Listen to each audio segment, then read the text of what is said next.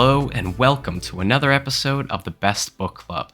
I'm your host, Nu Fatora, and this is the podcast where I discuss the best stories with the best minds in the community. On this episode, I'll be discussing Just Like a Wedgie by Hans Gutherson. With me, I have the writer of this deeply emotional and personal story, Hans. Thank you for joining me. So good to be back. My favorite podcast. And I get to be on it with Contributor of the Year nominee, Nofatora, in the Wedgie Awards. By the Yes. time this comes out, he may be winner. He Oh, no might be way. the Contributor of the Year. By this when this comes out, it'll by the time people are actually listening to this, the awards will be long over. So, and you'll have known that I didn't win at that point, but that's fine. Just seeing my name up there with these absolute legends is fantastic. So, Yeah. and major thanks to Shadow for nominating me. So, thank you, Shadow. So, as a summary, there's a woman unwillingly explores the raw intensity of a first breakup, trying to make sense of all the emotions that go along with that, while attempting to blend reality with fantasy in the most escapist way possible. Do you feel that's pretty apt? That's so good. That's so good. Oh, that's so good. That's so good. All I have is like post breakup Hans. Can't stop rambling. But yeah, no, Yeah, that's wonderful. I yeah, love that. I think you understood the core of it in a absolutely. lot of ways, which is great. Yeah, rambling is just doing this story such a disservice. It's, I uh, feel seen though by that summary. absolutely. Thank you. That's great. Yeah, people should start hiring me to write their blurbs. Totally. Totally. All the marketing. That's all you. So this was first posted on August 2nd, 2018, and it has over 10,000 views on DA. And you posted it on in one of the short story threads on Lucky Fetish, so there's really no way to tell what the actual views on it are there. And I'm curious if you had any reasoning behind posting it when you went to Lucky Fetish, why in a short stories thread rather than just making a new one? Yeah, that's a good question. I think because it was so short and I probably in 2018 was of the mind like, oh, this is where short stories go. I think that was more of a pattern of members that if they did have a shorter story, it would go there. Plus, I think that thread wasn't entirely dead. At Hmm. that point, I could be wrong on that. Maybe I revived it. And if I did, that was probably the intention. But yeah, nowadays when I have shorter stories, well, before the board died and now sucks and posting stuff there is Yeah. torture and I'm not that much of a masochist. Don't want to put myself through more of that than I have to. Yeah.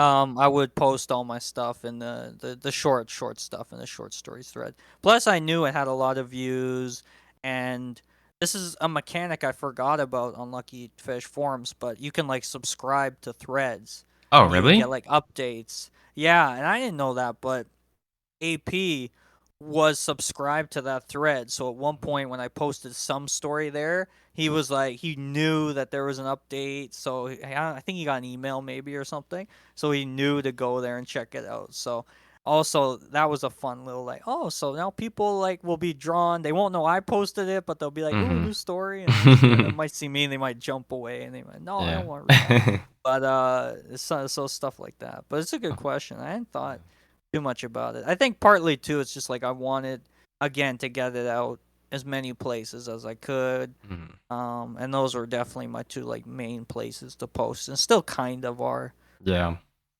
Yeah, definitely. There's just so many features of Lucky Fetish that we just don't even realize are there. Yeah, exactly. That kind of make it better than I remember it being. It's like It's true. there's Yeah. actually some good stuff there that I Yeah. didn't even know existed that we could have taken advantage of. Um, Yeah.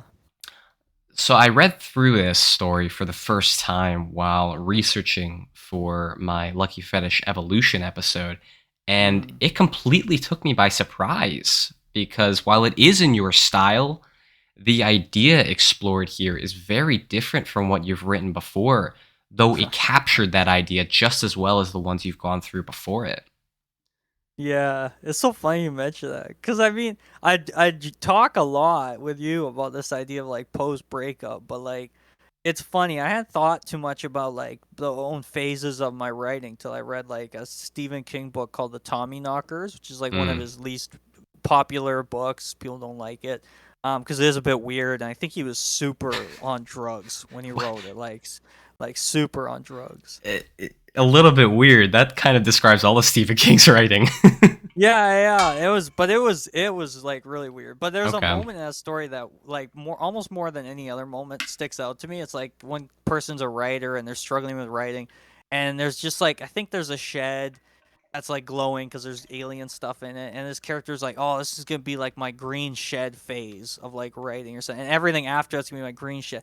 And I was like, wow, like this idea that like writing can evolve over time, and what it is you're focused on and interested in talking about Mm, is going to evolve, and it's such like an obvious idea, but for me, sort of like it took me years to figure out, like I've talked to you about at length, this just idea that I was focused on, this idea of like friendships being formed through yes. Wedge. It took me years to realize I was doing that in every single story, you know? Hmm. And that's probably just the way I am. There's probably writers more thoughtful about it. I suppose it's just how organic, I guess, some of the storytelling tends to be with me, where I'll sometimes get that as I'm going, and some idea will pop out, and I'll go, "Oh yeah, I need to build on that somehow, or I need to bring that theme back." But when I set out, not as much of that is really on the surface. So that whole Stephen King thing aside, it was like when I look at my own career, it's like I'm very happy. I'm almost naive with like the Lucy and Daniela, very optimistic.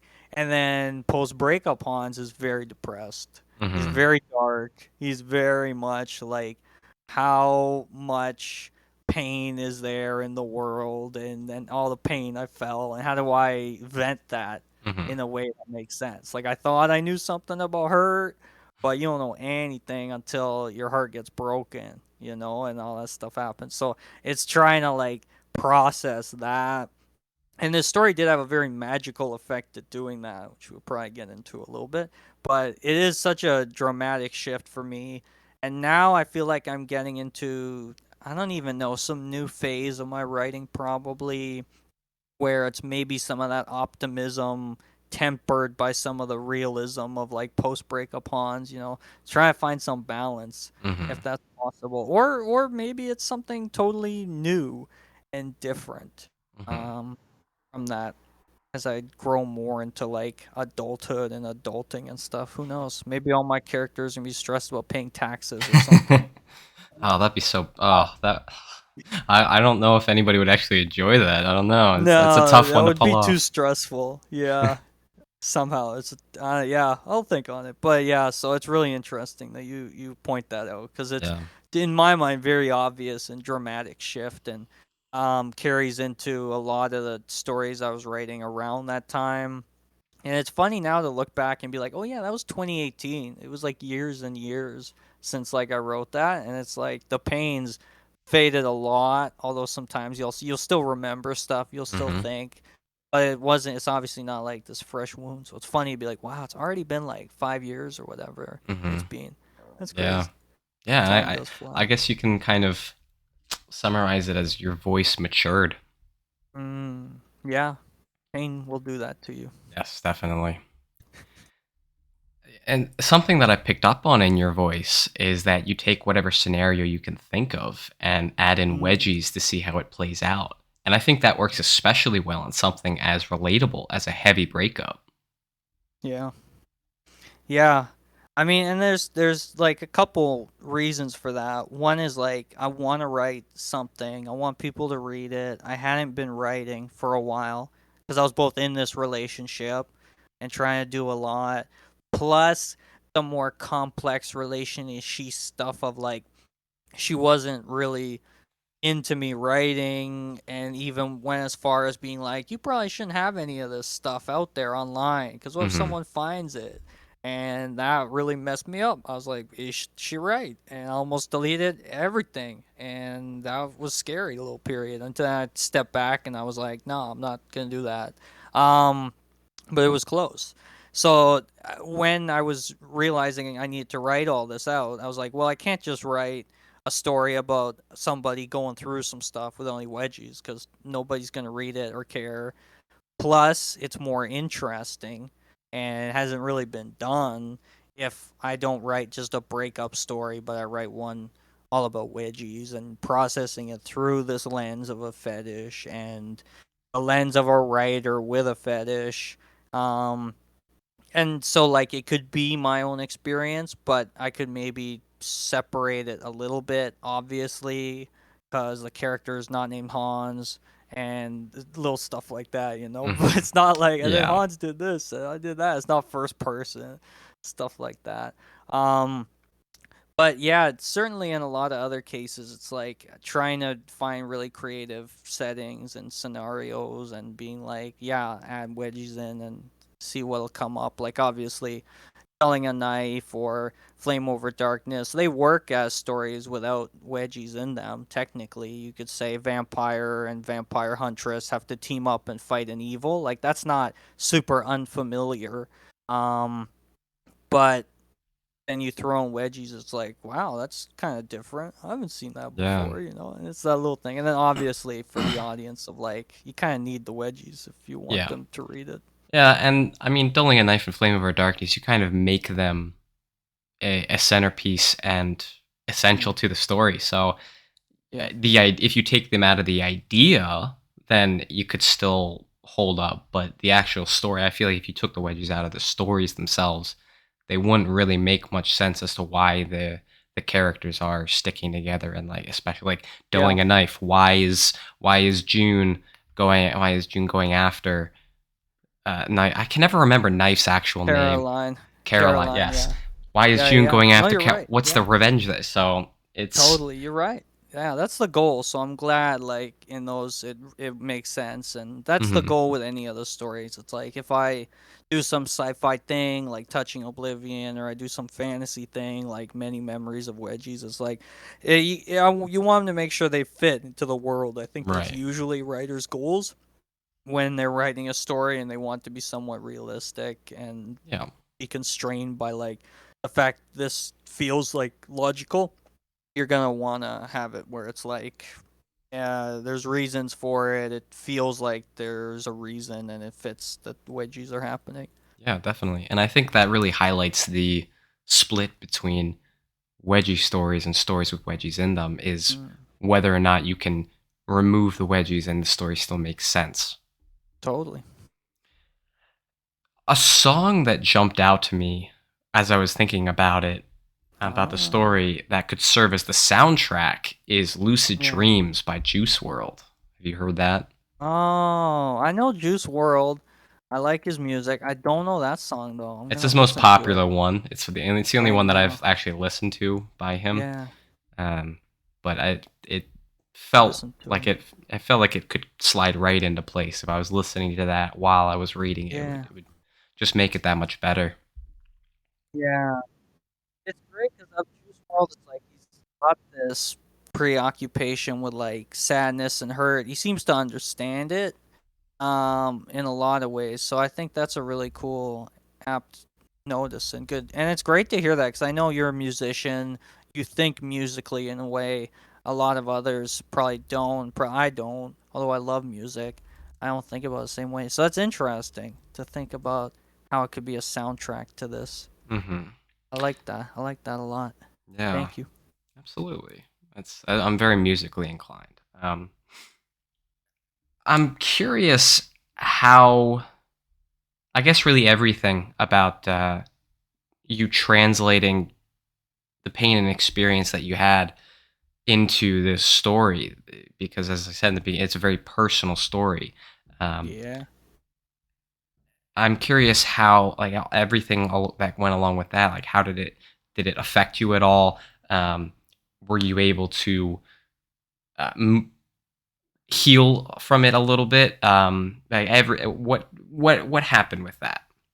Yeah, totally. I know I was like, and I think before, a long time before, right after the breakup and all that sort of stuff that I didn't know not to do, like I wish I had known about this whole no contact rule and all this other stuff, but the thing was I was stuck in basically a pattern that this my ex had, and she was like would do all this stuff. I've talked about histrionic personality disorder. I'm pretty sure that was the deal. I won't go into it. People can look it up to understand the person I was dealing with.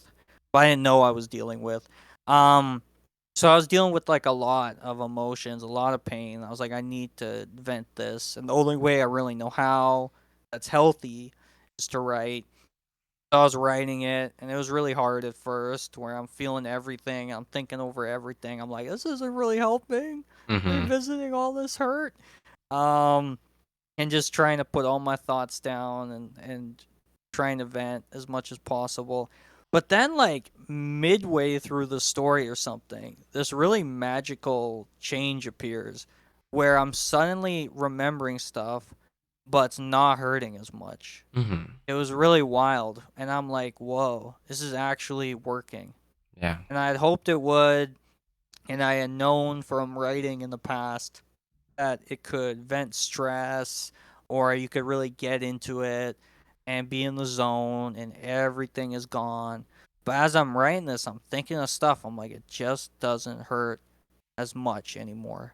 It was really crazy. And I'm writing, and more I'm writing, and I'm like, but what wasn't there something that she did that hurt me that I can put in this? I'm like, I can't think of anything. Mm-hmm. It's just gone.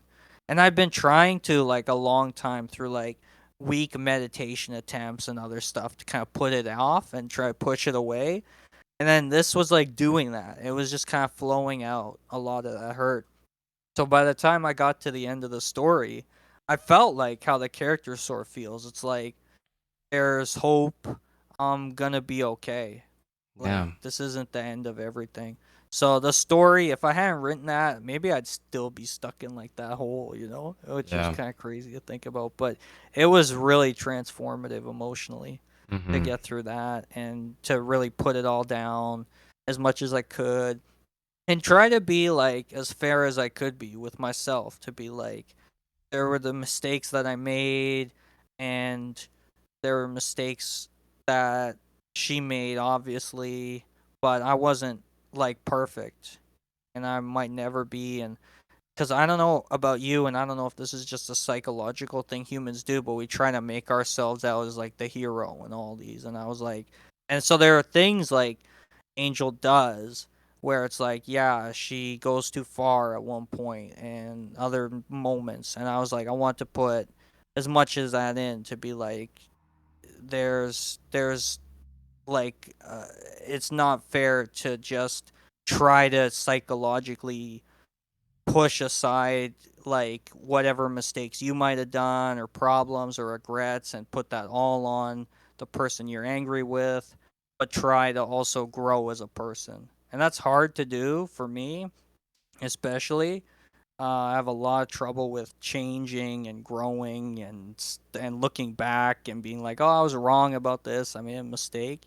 Because I don't like regret. I don't like any of that. I don't like feeling like I'm in trouble or getting punished because for a lot of reasons. So having to be that open and honest of like you did wrong and you can do better, I think helped a lot too. So when I got to the end of this, I'm like, I had a better understanding of why I was hurting and how to sort of move forward, if that makes sense. Yeah, definitely.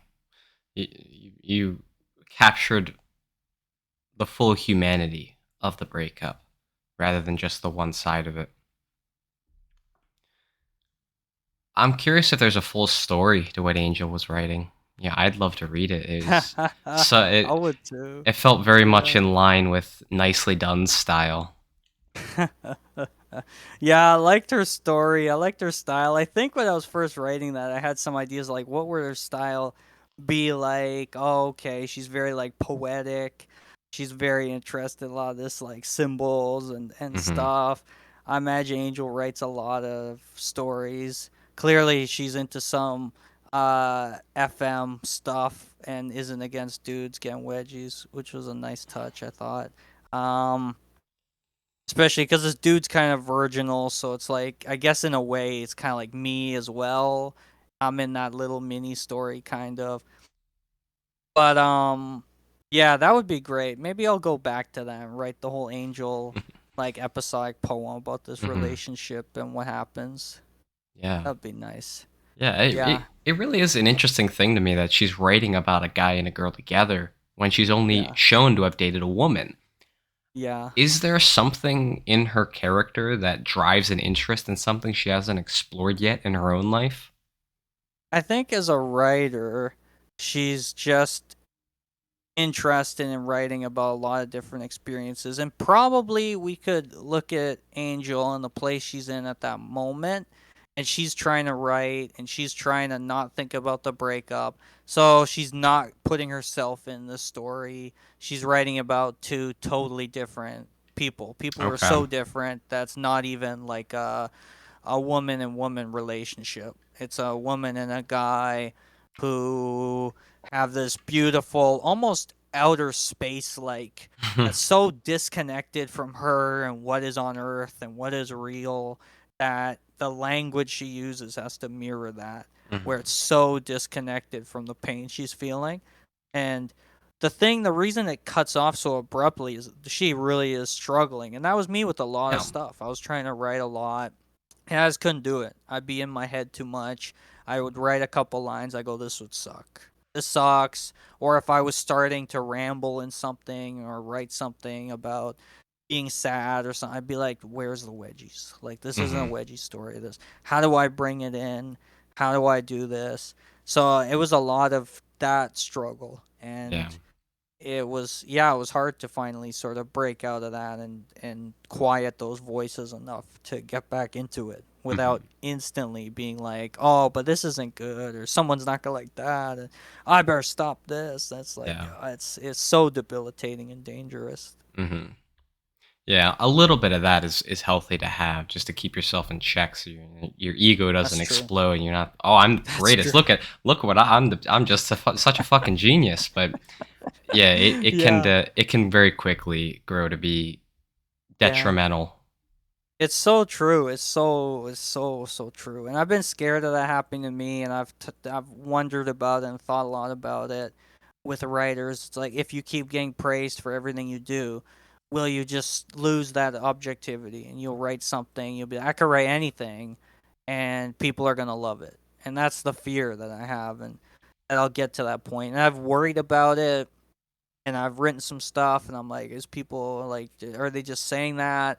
But then I'll write something like even the Heroes of the Storm stories I was doing recently, and they don't get huge bonkers numbers, so I'm like, I'm alright. I'm not gonna get a million like views, 2,000 faves on stuff if people don't Yeah, like it. You know, I don't, right. I gotta keep chugging away and working, and talent is not beaten by hard work and pushing and working away. So the Yeah. community can sometimes subtly keep you in check. Hmm. Yeah, to prevent you from getting arrogant. But Yeah. I mean, let's not bash your stories here. I mean, your Heroes of the Storm stories have done pretty respectable numbers, so uh, Mm. I think you're getting more love, and I think than you're letting yourself feel. Yeah, And it's not easy for me to accept uh, any of that love, or like the people like me or want to help me. I'm not used to it. I don't know how to deal with that sort of stuff. yeah, and I think that speaks to. I think it's one just another thing that shows there's a legit community here, not just Yeah. a bunch of random people on the internet trying to get off. Yeah, it's true. It's true. Even if people don't fully get it or get all the implications of it, you're a part of something Yeah, without even having to acknowledge it or know it's there. You're a yeah, part of it. It's just kind of crazy. yeah. It's like that trope in anime and manga. The heart between is born between two people. Yeah, Hey, love it. yeah. It's implied and basically outright stated that Angel's written other stories and produced some kind of content for the community. So, what sort of Yeah. content has she actually produced, and what ideas does she tend to stray towards? That's a good question. I think she was probably super like fun and bubbly with a lot of romance in her. A lot of probably FM, MF relationships and stories. Probably some hot women too, having fun and going at it.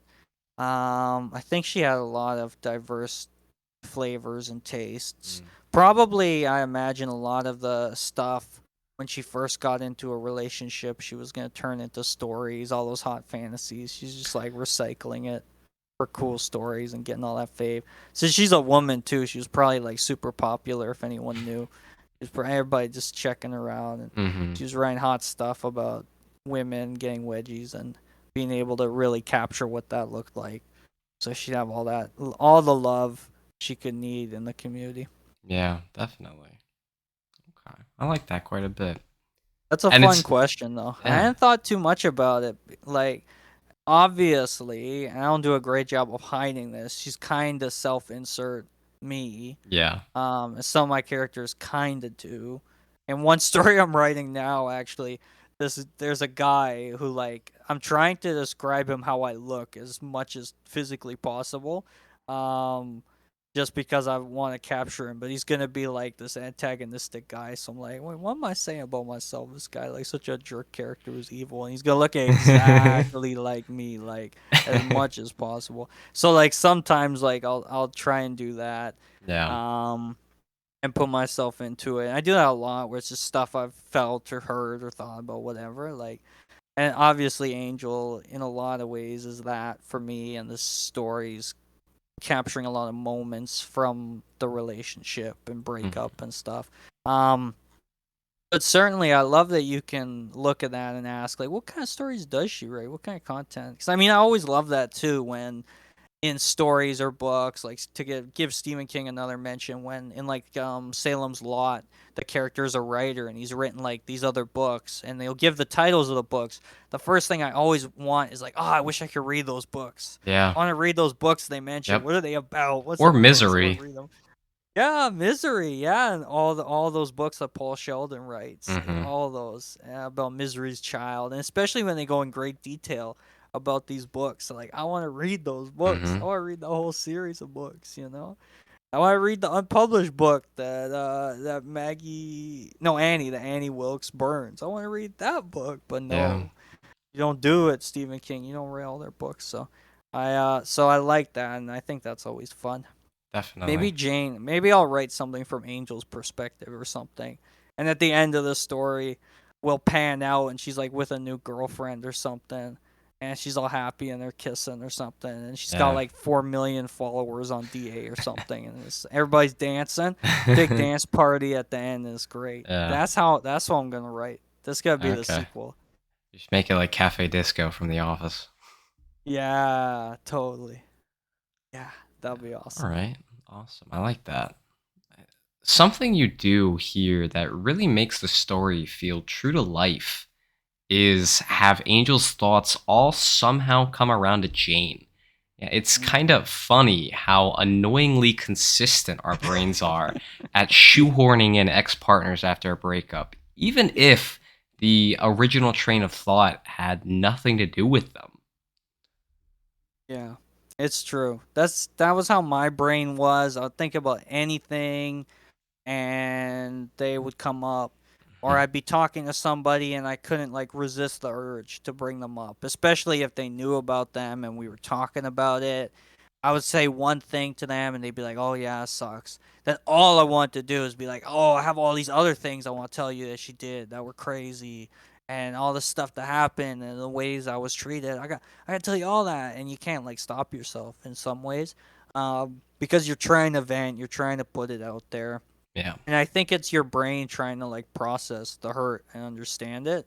But it's so hard to understand pain, and it's so all encompassing, and yet is something that while we all feel it, we can forget what it does to us or how it makes us feel, how it basically changes everything in terms of how we see the world and ourselves and everything. So certainly I was trying to do that here, and also constantly just bringing it back to wedgies, which I have a tendency to do in stories in general, where it's like Hmm. somebody will be talking about something, and I'll be like, oh, I gotta bring it back to wedgies. Have to Yeah. mention them again. Have to have one come up, or just somebody thinking about them to Hmm. keep them fresh in people's minds, which is kind of the point here, where it's like Jane is always fresh in Angel's mind at this point. It's like Yeah. can't think about anything without her somehow coming up. And that's kind of what it is to be in a relationship.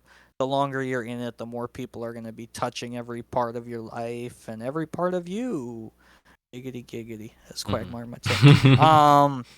So yeah, like for me, I was only in that relationship a couple months, which was what my ex kept saying was gonna happen. And I was joking about it, and she didn't like that, which was kind of weird, but it was foreshadowing. So yeah, still to this day, I remember this stuff, and I'm talking about, but it doesn't hurt, which is kind of Yeah. magical to think about. But I do have to get to a point where I'm just like, whatever, had an ex, like that's it. Yeah. Just kind of Yeah. move past it. And that's been happening. Like I said, it's been 5 years or something. But Hmm. yeah, that was the goal. Definitely keep trying to bring it back to those core themes and ideas. It looks like reading back on it, I did the thing I had a tendency to do early, and I'm trying to avoid in general, which is lecture at people and be like, and here's how you have to understand that pain's gonna go away. And Angel came to understand that pain would not last forever. And it's like, was there a better, more subtle way to Hmm. say some of this stuff Yeah. somehow?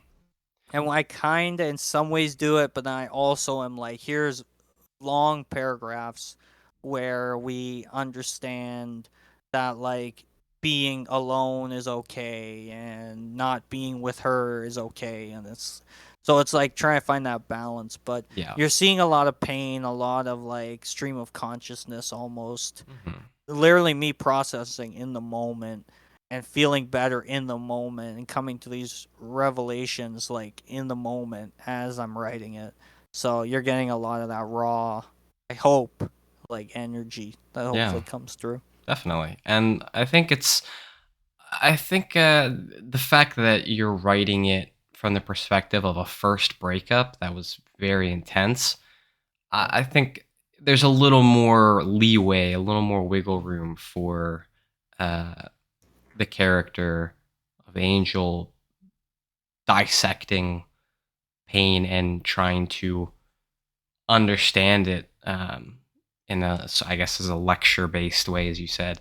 I think Yeah. I think you can be forgiven a little bit more for that because Nice. that kind of does happen. Is the end? It's the first breakup is the end of the world, and you're just trying to make heads or tails of where you're at. So Mm. it It's a works. good It works. perspective. Yeah. What was the inception or initial idea behind this story? The one that made you actually want to write it? Yeah.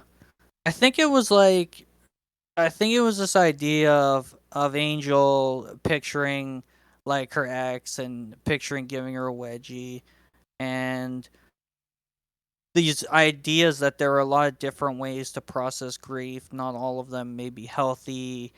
Um, and I really was. I think the very beginning point of it is me struggling to use my own pencil. Like the first thing we see Angel do is putting her pencil down.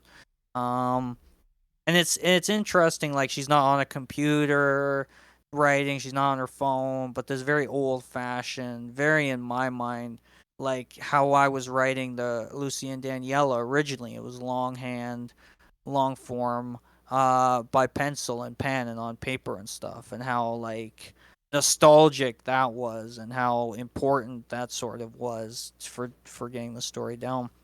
So I think it was that idea of like I can't write. I'm struggling. Doesn't matter if I'm on a computer. I can't even write with pen and pencil, but um what if I can show like someone getting back and like picking that pencil up again and like that's possible. I think it was like if a character can do it in a story, maybe I can too. And then Hmm. by the end of the story I'm like, "Wait a minute, I just wrote a whole story. Like I'm back. Yeah. I'm back. I'm not broken forever." So That's a good question though. So I think it's Yeah. a couple of those elements. Okay.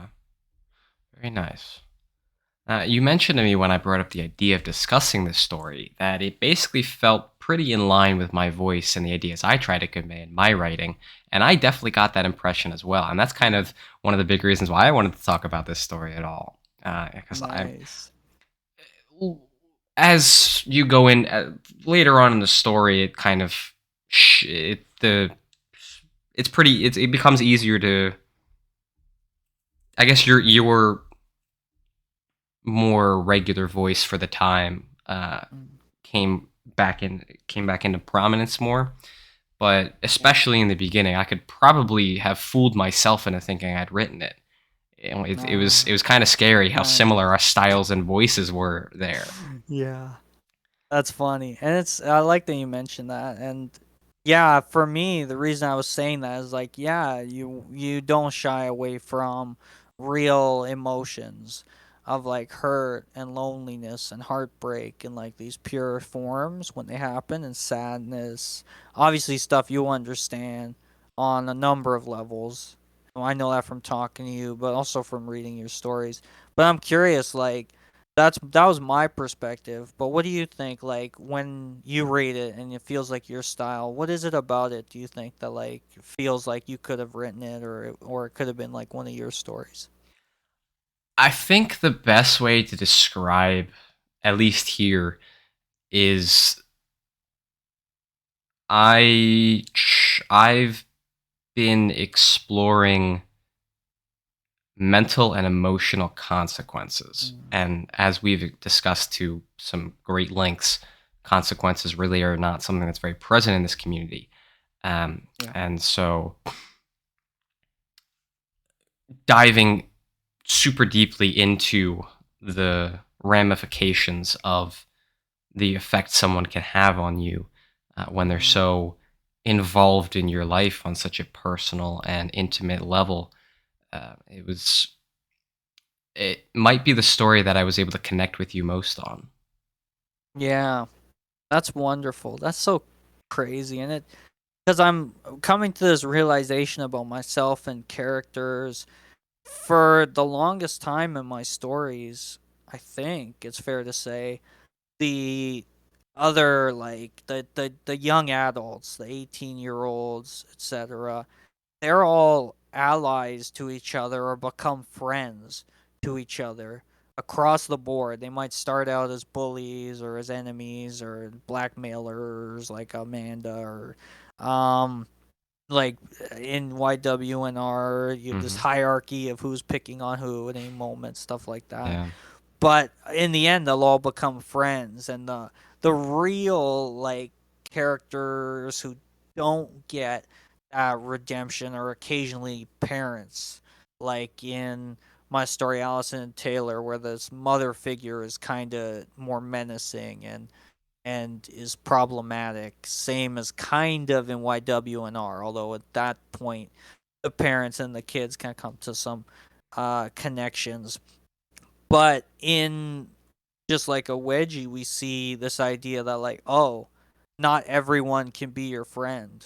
And this Hmm. is like me realizing that as a human being of like you can't always make in the end friendships with everyone and love because of wedgies. They're not always going to bring people together. And I think that was a very hard lesson for me to learn.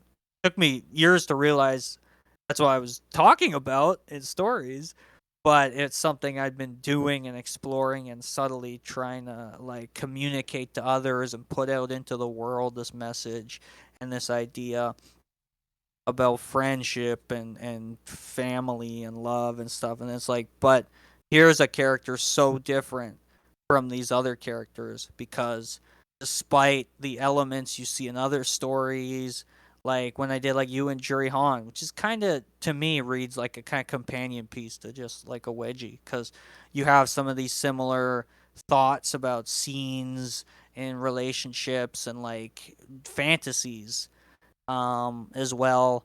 But that one ends very happily and everything's sort of good and it's great. Whereas here it's like the fantasies are there. You had someone who seemed to care about you, and the recipe and ingredients were there for something nice, but it ends in heartbreak and it Hmm. ends in sadness, and now you're alone. And when are my characters ever alone? Pre-breakup haunts, they're not. They're always with people and having a good time. Um, so that I think is a major shift I never realized until just talking to you about it now. Kind of crazy. Yeah.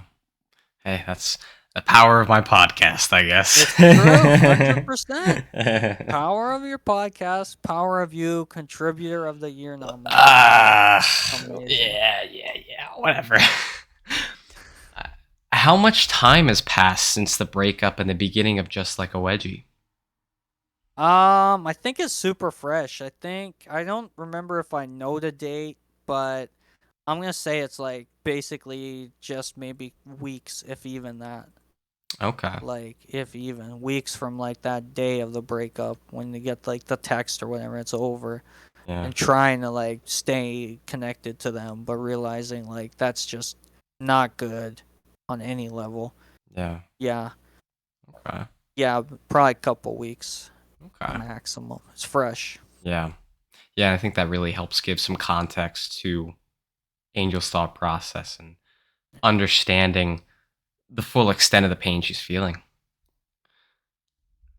The scenario Jane created about the hot red haired woman feels very reminiscent of the sex goddess from Luckily Unlucky, despite it being basically a throwaway line.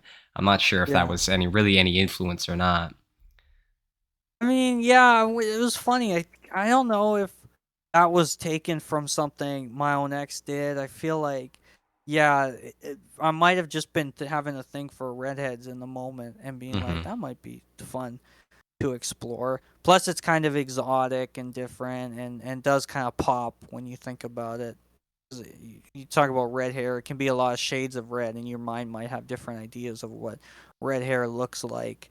So you can maybe it maybe causes you to open your eyes, which is always good in writing and in stories, where you read an expression or a line and you're like, "Wow, I hadn't seen that before," Yeah. and you're sort of caught up in that, which I love and is the best when it happens. And I try to do a lot in my writing. Hmm. Um, yeah, but I was definitely could have went deeper into a lot of that, but the place that Angel's in is like she probably also didn't have much of a fantasy if you think about how much non-fetishists will actually give a fetishist when because we'll want all the detail. Well, if you start telling us a story, we'll be like, yeah, but what color's the underwear and how exactly is she holding the underwear when she's pulling? Hmm.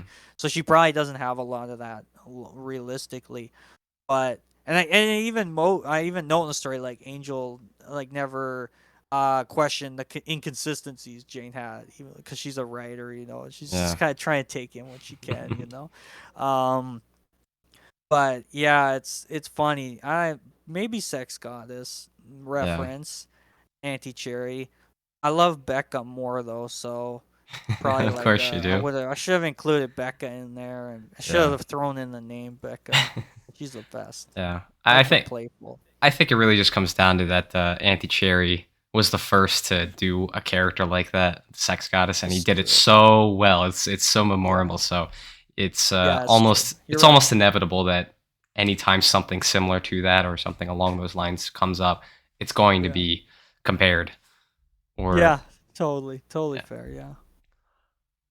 Well, so there was something there that you said. So I'm actually a little surprised Angel allows herself to dive into a fantasy about Jane after they've broken up because of the hurt she's Mm, carrying. With how intense and emotional it is for her, it caught me a little yeah. off guard that she'd be at all willing to explore anything positive Mm, with someone who hurt her so badly. So it kind of makes sense that she didn't really go very far into any of it, although she does kind of go pretty deep into the actual wedgie she gives Jane. But yeah. Yeah. That's the thing. You can't control how your mind works when you're hurting. I don't know if you yeah. can ever control it, but when you're in pain, the brain takes over because it's the heart driving it. And that's the thing. And the heart is blind and the heart has no driver's license. So when it has to take over, it crashes into everything. That's a And great it hits all the analogy. pedestrians and it's a total mess and the cops can't stop it. So when we see her thinking about everything in the relationship, starting with these moments of like, oh yeah, and Jane did this great thing for me, and she would tell me these haunt stories, and that was Hmm. awesome. And then it's like that's something. Then the other element of it is like, and even if you don't want to think about those good things, because it hurts. You can't stop yourself. That's the Yeah. thing. So when we later see her picture in great detail giving her a wedgie, this is because she wants to hurt Jane. Yeah. She wants to let out the hurt on her. She wishes she could make her feel bad, and that's sort of that most basic primal human like need that we all kind of understand. That's in the moment. If I hurt somebody, I won't feel as bad. Obviously, it's not healthy. Some of us never move past that, obviously. Hmm. But when you're stuck in this sort of place that Angel is, that feels like a very tempting idea where you can Hmm. get that kind of momentary peace, where you could put yourself on top when in a moment when you feel like you're at the bottom and you've been put on the bottom because of this person, Yeah. where you get to have some power and take back some power after you had yours taken away, and your world's really been screwed up. So that's sort of the reasons behind the two different fantasies that we see. Yeah. um, and I feel like there's maybe other fantasies that come in, but those are the two main ones. Those ones you remember, and then those ones you create as you try to process pain, and the effects they sort of have. In the end, they kind of combine, and you kind of move past them. But it's easy to get stuck in any of them, and I think alone they maybe aren't super helpful. Like you can get stuck on the good things and wishing you get them back, and Angel could be like, ah, she did all this hot stuff, and she created this red-haired character who was so gorgeous, and I wish I had her. I miss her, and then it's also like I hate her so much. I'm gonna just dream all the time of giving her wedgies. And I mean, in both those situations, you're not moving on. You're not getting past the breakup, which is ultimately what you have to do, and you have to let go, which is very hard for me personally. I know, because it's like I need to understand this. I need to wrap my head around it. I need to hold it close because then I'll have something, Yeah. if that makes sense. Definitely. So I'm always like carrying around some baggage, but letting that go is very powerful and very freeing, but very difficult. So Yes. Angel's working through a lot of that in the story. Yeah, definitely. And something that really legitimizes that is the fact that that Jane broke up with her over text. There's no closure there. There's nothing. It's Yeah. just I'm done. We're over. You don't get Yeah. any sort of closure whatsoever. So you don't know why it happened. You don't get anything. So Yeah. indulging in So that true. pain, it makes complete sense why she would be doing that, I guess, then. That's such a great insight too. I hadn't even thought of that. But you're right, like all the implications of that like this not enough respect or something to sit down with you, like Yeah. the fact that yeah, you how do you really respond to like words on your phone or something like that? Yeah. What do you say? Like, can you fix this? Like, what do you like where is all this coming from? All that. You don't get any of it. So Yeah. it is pretty crazy. And I wouldn't say it's so much not respecting the other person's as really it more so ends up being that the person who's doing that is just immature and they Yeah. don't know how to break up with somebody else. That makes sense. That makes sense. Yeah, that makes sense. And I think there's some fear of confrontation there as well. Totally. One Yeah, that's a small good thing, insight. one small thing I picked up on is this line. Angel would take her right hand off of the stretched out thong, which would have its waistband pushed far above Jane's breasts, approaching her sternum. Now I had to look it up to make sure, and the sternum is at the same level as the breast, so that is Okay. a little bit of an anatomy. Pushed forward. Yeah. Uh, No surprise. Yeah. yeah, Makes sense. I'm not a doctor, unfortunately. yeah, Yeah. Approaching your I don't know what I was thinking there, Fog. Yeah, I don't. Clearly, I'm S- gonna have to adjust the anatomy on the just story. the, That's a good catch. I think it was just a stream of consciousness that, uh, Totally. yeah. Another detail that really grounds this story is Angel picking apart their relationship and trying to find any hints or signs of Jane being a bad person or uncaring, Mm, even if before the things you're thinking of, you didn't think of them as a bad person at all in there. yeah, totally. It's a struggle to make sense of it. And for me, that's just how I've always operated. It's trying to analyze and try and make sense of things. And like, especially when I was younger, it was like going over conversations. It's, oh, I definitely shouldn't have said that. And now they're going to Mhm. hate me forever. And I screwed up. And it's this constant like over analysis of everything. And when Angel's in this place, it's much the same for her, I imagine. She's struggling to make sense of it, to put it into some kind of perspective and come out on top in some ways where she's like, okay, I get the picture now. This is exactly what I could have done differently. And here's the red flags I should have avoided and I will avoid next time. Mhm. As if like you can instantly make sense of everything and that will solve every problem ever that you're ever going to have, Yeah. which isn't how it works. And I imagine Angel's gonna come up to a lot of other road bumps in the road of romance in her life. Um, and no matter how well prepared she might feel like, the heart's gonna take over driving again, and there's gonna be some more Yeah. crashes. Yeah. 'Cause that's always what happens. Yeah. I think that's something really important to keep in mind is that while these things may end up feeling like mountains that you'll never overcome, they really are just Yeah, they're just they're just speed bumps in the road that I you can like that. easily get over. Um, I like that. and I mean, really, romance is until you find the right person for you, it really is just a process of trial and error, figuring out what you like, but most importantly, figuring out what you don't like, what you don't want Yeah. in your future partners, and being able to turn such a painful experience into a learning experience is something that comes in time, um, but it's something that's extremely important to uh, be able to process your relationships. Okay. Yeah. No, you're absolutely right. I wish you'd been my like therapist after the breakup. Would have saved me a lot of time. Oh, see, My therapist is great. I don't know how well I would have done because I'm in some ways I'm still in that same position as Angel.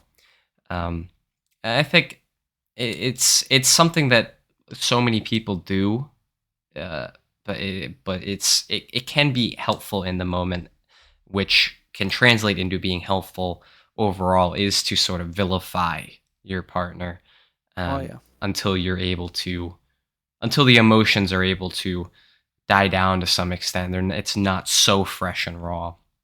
Yeah. Absolutely. Yeah, it's a process, like the stages of post breakup and how that goes. And I think you're always gonna oscillate between they were a villain, they were evil, and oh, I maybe could have done better. And I think and I hope and I assume a lot of us are gonna come out of them and be like, yeah, I wasn't perfect either. I'm sure there's some who lack that self awareness, who are always gonna at the end of the day be like, nah, I couldn't have done anything differently. I couldn't have been better at all. Mhm. Um, and that's kind of dangerous, obviously, too. But I feel like most of us are going to be like, we're going to move through these stages and we're going to start out kind of confused and then probably angry. And then eventually, after being hurt and sad, we're going to kind of move past it and hopefully be better for it. Yeah, definitely. Now, you brought this up earlier, and as I was reading through, it came up to me as I was recalling the times you brought up in discussion, especially on Lucy and Daniela, that you thought you were some genius who needed to explain every little detail you're putting in, and I could see some of that seeping Yeah. through the more I Yeah. went into the story. But I was also picking up on Angel trying to relate how she feels to ripping underwear, just like how Daniela does when Lucy is delivering Mm, Daniela's first public wedgie. mm. Yeah, I think definitely there's, and then you'll see there's some paragraphs in this story that are super long. I feel like I've become less into that. as I'm going, and a lot more dialogue in my stories nowadays. It feels like, Mhm. um, but certainly, yeah, 2018. As I'm trying to process my own hurt, it's like as I'm coming to some of these realizations, like, wait a minute, I'm feeling better, and this hurt's not gonna last. It's like I gotta put all that down. Like I Yeah. can't. I wasn't thinking too much, and Angel's not about how to communicate that in a more subtle way. But if I had come back to this story, like even, I don't know, months, or if I was writing it now and I was trying to tell the same story, it would be so vastly different Yeah. than like me a couple months, if even that, something like that, after the breakup. Like it was pretty fresh after the breakup that I was writing this. I feel like it's had to be a couple months. So I'm feeling all of it. I'm trying to work through it in the moment and dealing with that. Um, and struggling with like returning to writing, returning to feeling like how I did, if that's even possible, being the same person, if that's even possible, all Yeah. that stuff. Um, so certainly, yeah, it's trying to explain a lot of stuff and trying to communicate stuff for people, but it can definitely get a little lecturing, and I think that is a weakness that I'm working to overcome Yeah. always. And it would be ridiculous to think that you're the same person as back as 5 years ago. Sure, Um, absolutely. I think that just speaks to the way you just described it. I think that just speaks to how you've grown and how you've evolved as a writer. Yeah, I appreciate that. That's the Absolutely. goal, to always be growing. Yes. We're gonna make mistakes, we're gonna screw up, but the more we can try and grow and evolve and help others grow and get better, the better off everything's gonna be. Yeah. You basically compete with yourself. Yeah, exactly. Two things I think you've basically become the master of in this community Mm. are taking a single scenario and expanding and exploring it in every way possible, as well as coming up with super creative ways to relate different kinds of wedgies and what happens during them to other experiences, like pain from a breakup. Yeah. Thank you. That means a lot. Yeah, I mean, that's something I've tried to do a lot, and tried to explore something to its fullest extent, which can sometimes work or sometimes become rambly, and I'm making all these digressions. But I want to try to connect it as much as possible. So all the elements I'm including feel important. Like I've talked to you about the swimming story. I always call it swim story. I'm writing about like a swim team. So I'm and all these characters have a lot of very traumatic backstories. They're probably a little too traumatic. I might have to tone some of that down. No, no, no, no, But no, no, I'm no. Don't turn exploring. don't tone any of that down. Dive into it further. All right, can do. Yeah. So and I'm trying to explore a lot, like where the wedgies fit into this, and swimming as much as possible. Like not just being like, oh, because when we've talked about Oh yeah. sports stories, the sports will take a back seat. Yup. It's like I have to somehow make sure I'm weaving in the swimming throughout all of Yeah. it. So there's probably gonna have to be some competitions that they go to, and it's probably gonna have to be like a typical sports movie with some of those similar things, with the team having to come together, then beating competitors, some of that sort of stuff. So, I mean, just to your point, it's something I'm struggling with, but certainly am interested in doing. It's finding ways of exploring something fully, and that usually just means thinking about it and letting my mind sort of look, if I'm doing something like Lucy and Daniela, and I have a character blackmailing people, I need to show some different examples of what that looks like. Plus, Mhm.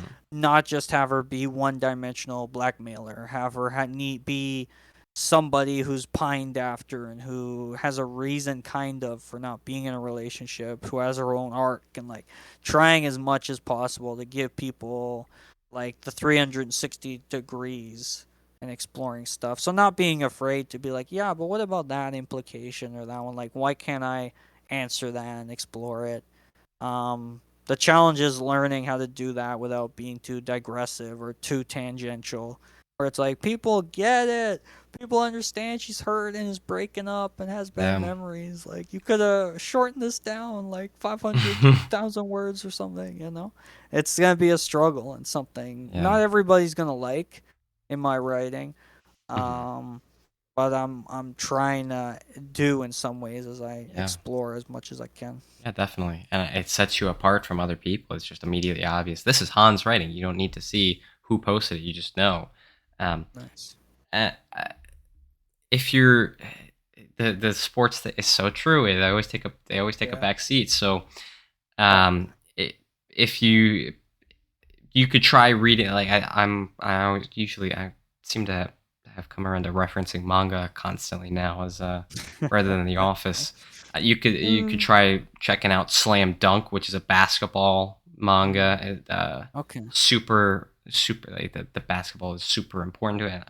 Ashita no Right. Joe is boxing. That's another great one. Love that. And then Haikyuu, which is about volleyball. I So like it. I guess educating yourself on how to properly Yeah. involve sports in the story and make sports kind of the center focus. That's do Yeah. that. I think you're right. I'm not a huge sports guy, as you know, but I've Yeah. seen a bunch of sports movies, and I was thinking to myself, like, I gotta watch a bunch of swimming movies. I think there's one called Pride. With I think I want to say Terrence Howard is in it, but I'm not sure. I can't remember if that was the title. And I was like, I gotta watch that movie. I haven't seen it yet.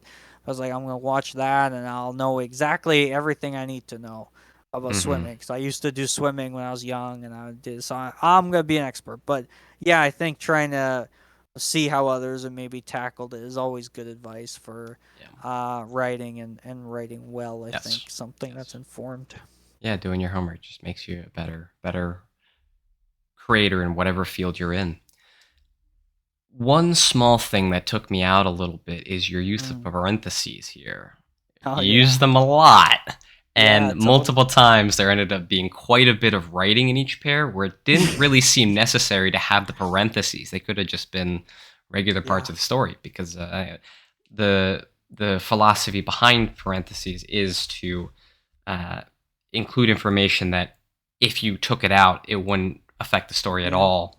And so at that kind of the thought process behind it then is like, then why are you even including it? But I think it's perfectly fine to do anyway. But you did have quite meaty parentheses. Oh yeah, huge, stupidly big, Yeah. stupid. And I have like, did I do the thing where I have parentheses in parentheses and Yes. I go that crazy? Yeah. It's crazy. It's Yeah. like there's stuff that's even less could be taken out of the story than the stuff that can already be taken out. It's before I realized about M dashes, I think, and I overused parentheses a lot. I like them because, like, yeah, in a Stephen King story, you'll see them, and I think that's partly where I originally got some of the Hmm. inspiration for them. But certainly here, as I mentioned, like this story, because it's written in a place of just like Yeah. stream of consciousness, pain, venting it, there isn't like as much attention to like what can I just have without the parentheses. Because even just visually reading it, it can take you out of it. You're like, wait, because your mind's processing. Like, I understand if it's in brackets, I have to read it slightly differently. So having to Hmm. constantly think about that is definitely a pain. I'm looking at one example here where I have parentheses in parentheses, and I have quotation marks on stuff, Yeah. and I mean, stuff I've done in my early stories, I'm sure if you look back at them and find, is like I don't close the parentheses. I'm the good for that. Yeah. Stuff like that. Like clearly signs of like a beginner writer who's just excited to be writing very much. And like you see that here as I'm excited to be writing again and I'm falling back on these tools that I Hmm. love. Nowadays it's more about M dashes and a couple parentheses and much Yeah. shorter sentences that kind of one point percent is not trying to like say literally everything in one sentence. Uh, but it's a funny observation certainly that you noted. Yeah. Yeah. There was also one point where it was like a whole paragraph basically, and then Yeah, those and then those like do that. the one of the shortest sentences in the story, and then another paragraph in parentheses. But Yeah, that's I see neither it here. here I nor see there. one just like Yeah. that. Yeah. Yeah. And it's like these are cool lines, but the fact they're super long sentences are like 50-word sentences.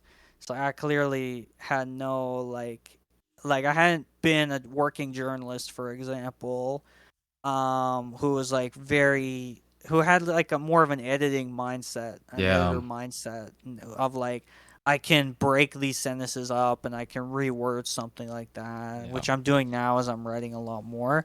So I didn't have any of that. I Yeah. had like I must write everything because that's the only way I won't hurt no more, Mhm. and it worked. Yeah. But certainly reading it back, 2018, I'm like, yeah, if I had written Yeah. this like even a month later, maybe wouldn't have been so Mhm. like just parentheses happy, Yeah. Yeah. parentheses And party. I mean, I think there are times and places where run-on sentences can work very well.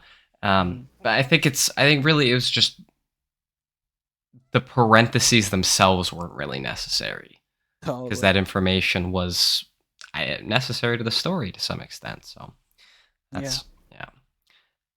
So I'm a little thrown by your description of distance and new experiences as unfortunately cheap and transparent paint, especially when it comes to situations like this. Those two things usually end up being the best or the only ways we heal from pain and trauma, as you've Mm. now experienced having gone for multiple years now after that breakup. The I think it's probably the only thing that doesn't quite feel And true to life, really, in this story. yeah.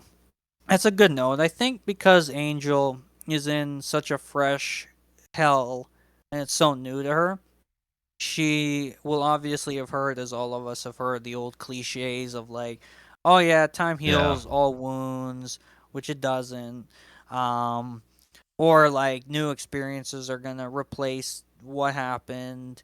Um, to her, those things feel uh they they don't feel real, they don't feel right, they don't feel Yeah. true Yeah. because she hasn't felt them to be so she's coming at it from this experience of like these cliches that I've heard, which are everywhere.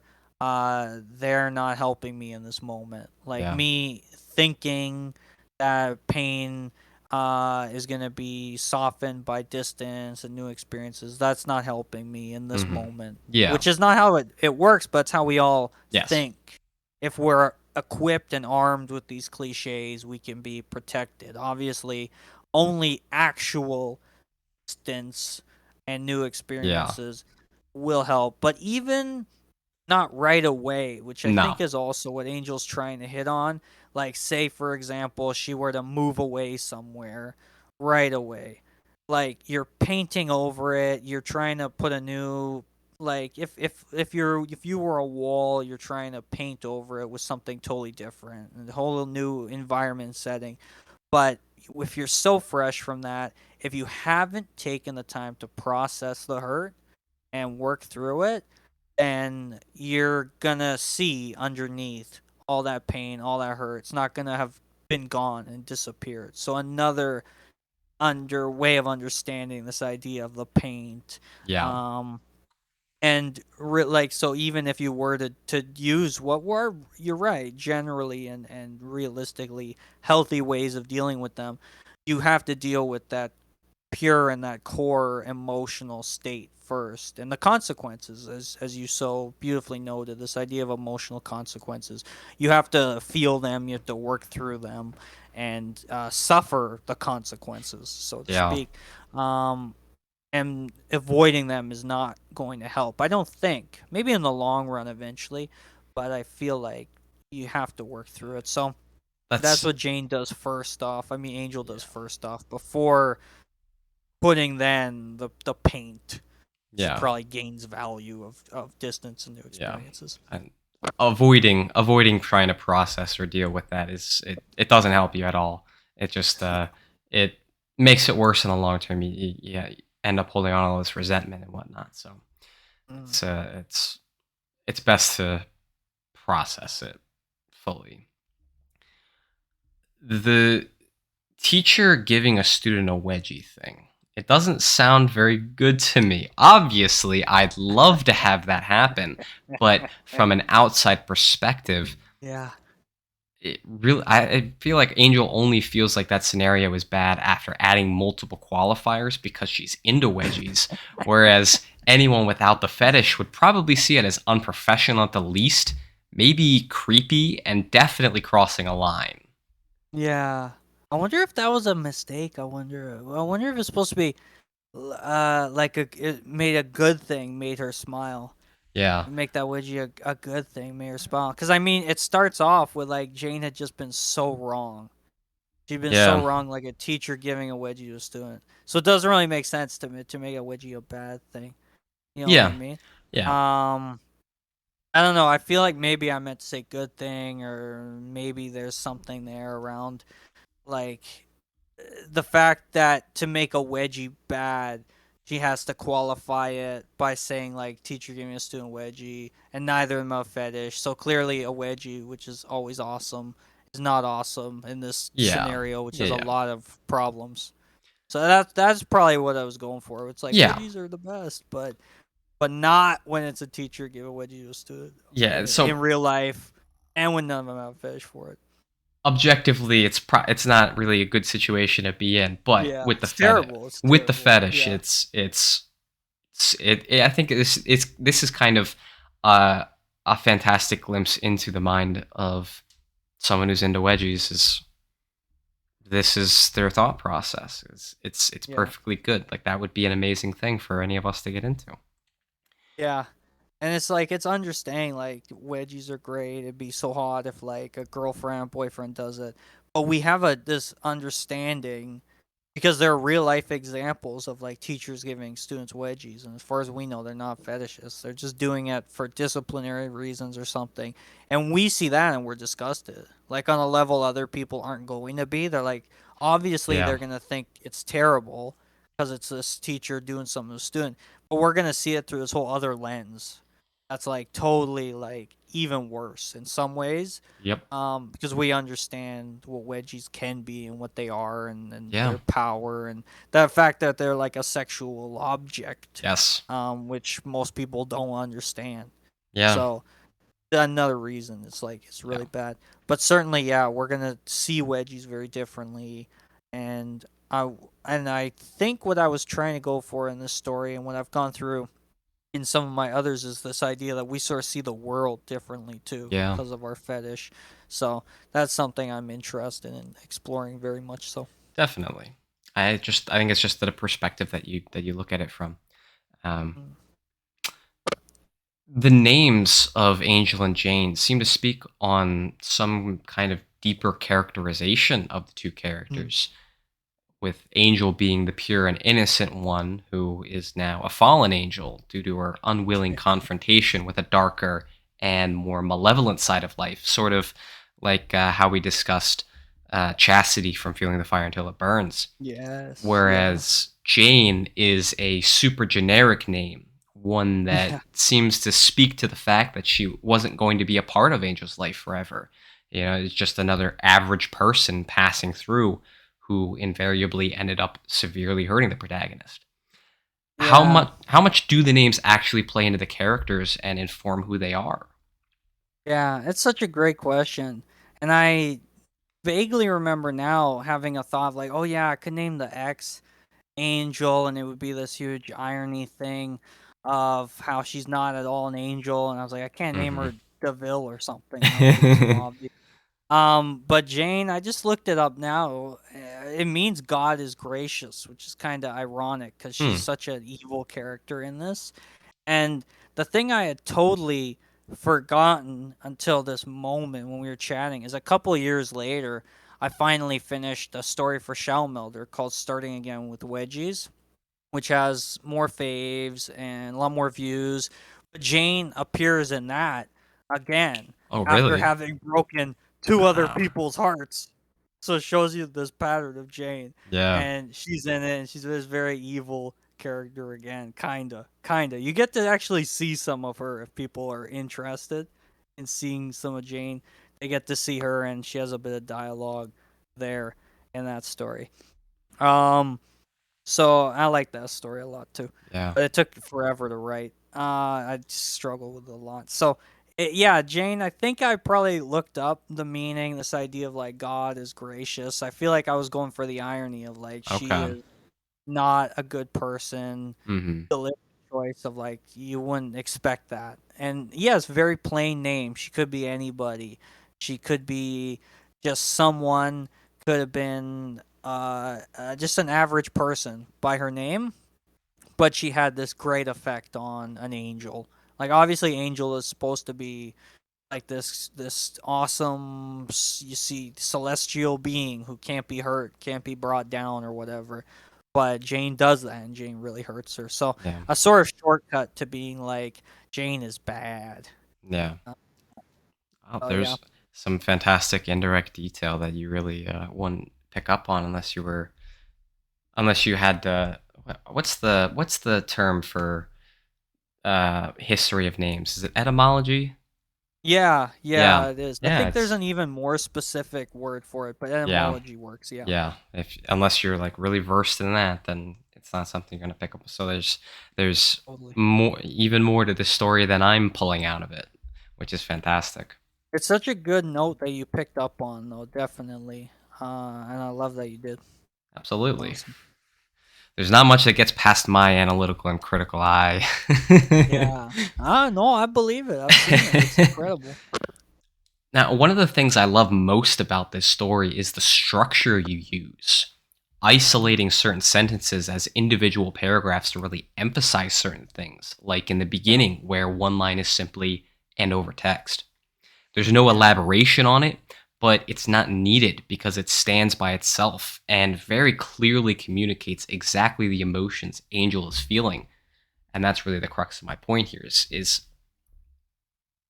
despite on the surface level you can see so much of this as you're just vomiting your ideas out on the page, you're just trying to impress people or whatever. There's way more of the you are trusting in the intelligence of your audience to understand what you're going for, and you don't need to elaborate on these things. Yeah. And it was like something I learned, like, I want to say, like, first week of journalism school or something. It's like you really can add that emphasis when you write a ginormous paragraph and then end it with your next paragraph being a couple words. Yeah.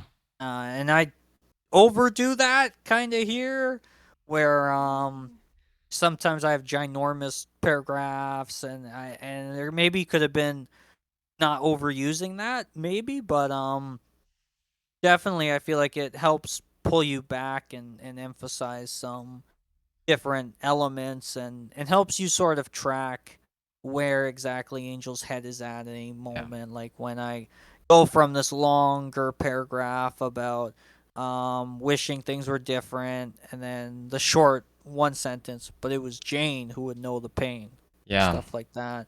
So you're kind of like, okay, I understand what she's feeling right now, and Oh, can go along with it. the thing you just said there, I wonder if there was even just the smallest part of you in picking out the name Jane for her because Angel was going through so much pain that it was just a Oh, and rhyme. it rhymes. Yeah. I love that. Yeah, yeah. Yeah, I probably was. There was probably a Maybe. lot there that as writers we don't fully realize, and like if we talk about it, it comes out, or if we have someone edit it. When Yeah. you're like me and work, at least I did. Now, obviously, having worked with Shao Melder very closely on stories and stuff, and trying to edit more, it's like you're not in a bubble as much. But like when you're operating in this more isolated place, from a place where you're kind of emotionally closed off because of the breakup and stuff, it really is like you don't know what you're maybe doing and what's going into it, that you can look back and like read a line. You're like, wait, that Jane rhymes with pain, and Yeah. what was that deliberate? It Yeah, might have yeah. been, maybe. Yeah. I mean, I don't think you really overuse the flip-flopping of the paragraphs lengths. I think it's you kind of have on display two ways to really emphasize things. Just really outlining everything and leaving nothing to the imagination versus letting the reader pick it out for themselves. And I think the parts where it's just those simple short sentences, at least from how I can see it, that it those when those parts come up, that's the rawest emotion coming out.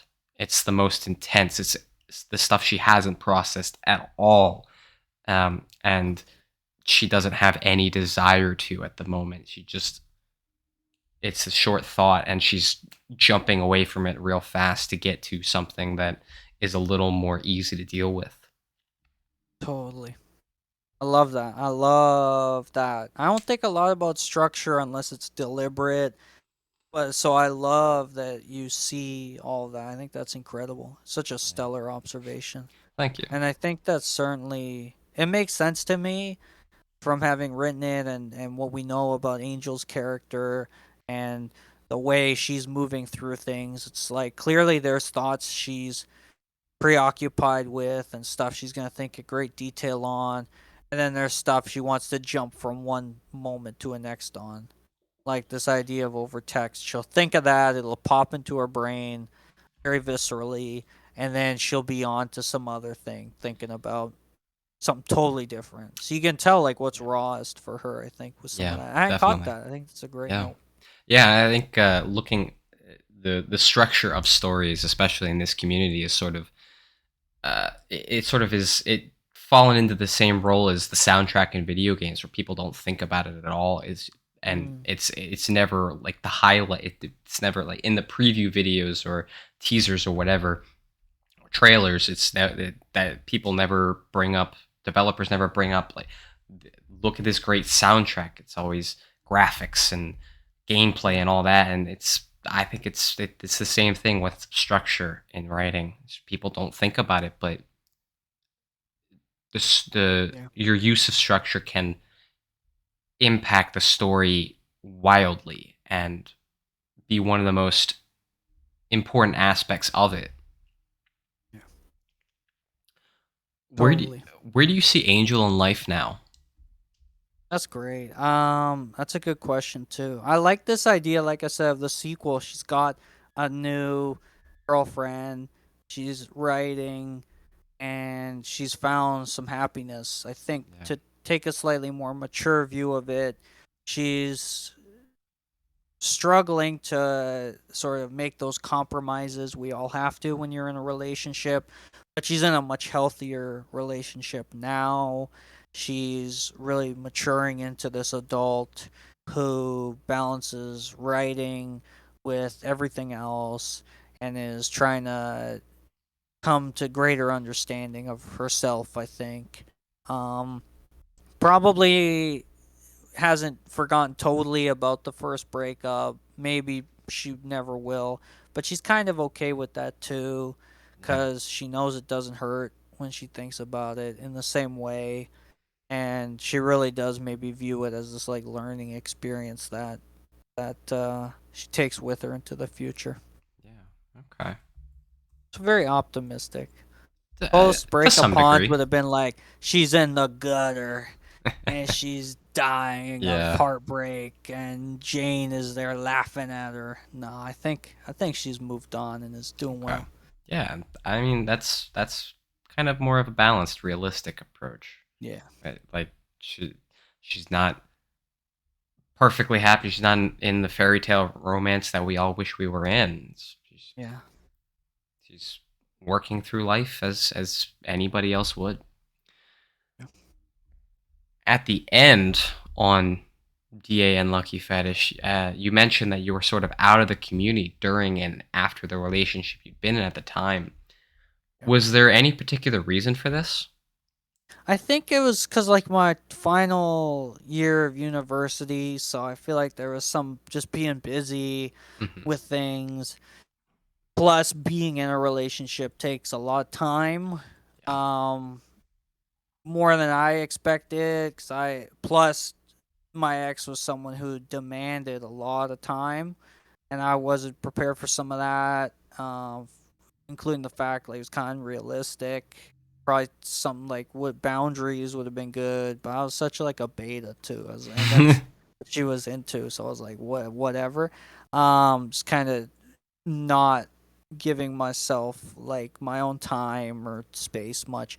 So that I think was one of the reasons I really wasn't around as much in the community, including other stuff of just like being busy with university stuff, the chess club I was in, we were doing a lot of stuff there. Mhm. It was a bad combination, but I think definitely being in a relationship was a huge factor around it. And like I said, it got to a point where she was literally like, "You shouldn't have any of this stuff online, all your stories. What if somebody finds it? That's gonna go bad." And I had arguments for that already. This stuff I thought about. I was like, "Oh, if somebody sees it, I'll just be like, look at all the time I volunteered for this community or something." And she was quick Yeah. and she wasn't dumb, and she was like, "That's not how they're gonna see it." And Yeah. I really questioned for a while. I was like, I Mhm. feel like I should delete everything because of Yeah. what she said. I got close. I got really close to just deleting everything and disappearing from the Ah, community, and it uh, would have been bad. yeah. And I told her, I was like, I'm not gonna do that. It was one of the few things like put my foot down on, and she was like, okay. But you could tell like she wasn't with it Mhm. or me writing the stuff. Yeah. Yeah, and I think it brings up the question of like, is this something to feel ashamed of? And I say absolutely not. Like, Same. if someone were to find my stuff online, and I purposely shared it with some people outside of Yeah. this community and people who don't have this fetishes, I don't think there's anything to be ashamed of if you're actually producing quality content. That's like, especially writing is probably one of the easiest to be able to show off to other people. Uh, Yeah. I, if I don't think you should be producing stuff that you're not proud of and that you can feel ashamed of. It's you should I think you should always produce content that you can stand behind. Yeah. Totally.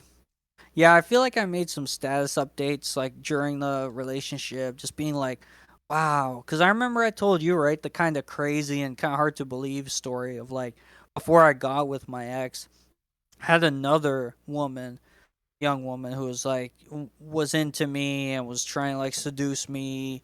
And so I had like two of them. It was Yeah, crazy. I was like, now I have nobody. I'm super lonely, yeah. no girlfriend life. But at that time, it was like kind of bonkers. Where I was like, had this like dream scenario going on, and then it all Yeah. went really wrong because I picked probably the wrong girl. If I went with the other one, maybe I Who wouldn't have. knows? But the other one was also has some issues. She apparently was saying she had multiple personalities like an anime character. It was kind of Oh, bonkers. okay. Yeah, so who knows? I don't know if Yeah, it was just kind of crazy. I had a yeah. crazy final year university, and now my life's very boring, which is kind of how I like it. I can just write my stories. I don't have to worry Yes. about nothing. Yeah, I agree with that. So, how did you feel after coming back into the community? It was great. It was like coming home when I published that story. I had so much support from people in August of 2018, and they were all like, "I hope you're doing better." And I know I'd seen, I think, as I note in the description, some notes from people just asking, like, "How are you doing? Like, where are you at?" Because I hadn't posted in a while. So that was great to see, like, that support, that people did care about me. It's easy to forget that, and some of my great friends were checking in on me then. So it was really wonderful to get to come back to that and sort of go strong with a sort of new and more mature voice in the writing and try to tackle a lot of other stuff in the stories and write a lot more. So it was really nice. I missed it big time. Hmm.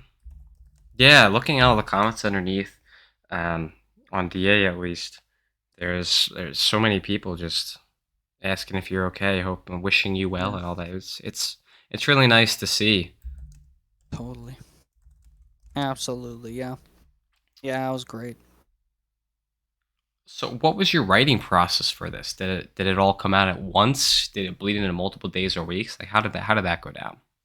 Yeah, I remember it being like super flowing pretty much all at once.